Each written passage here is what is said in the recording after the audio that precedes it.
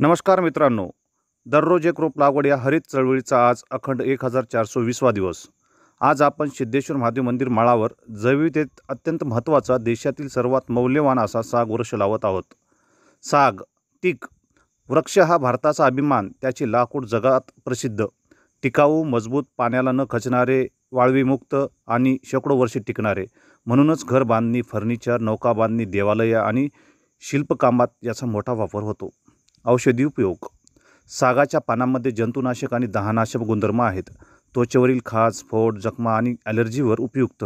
सागाची साल उष्णता कमी करण्यासाठी आणि पचन सुधारण्यासाठी आयुर्वेदात वापरली जाते. पर्यावरणासाठी साग अत्यंत फायदेशीर. जमिनीची सुपीकता वाढवतो आणि शिवटूक शोषून हवेला शुद्ध करतो.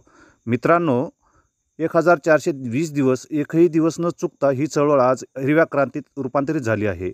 चला, आपणही शिवसाम घोडके यांच्या उदात्त उपक्रमात सामील होऊया.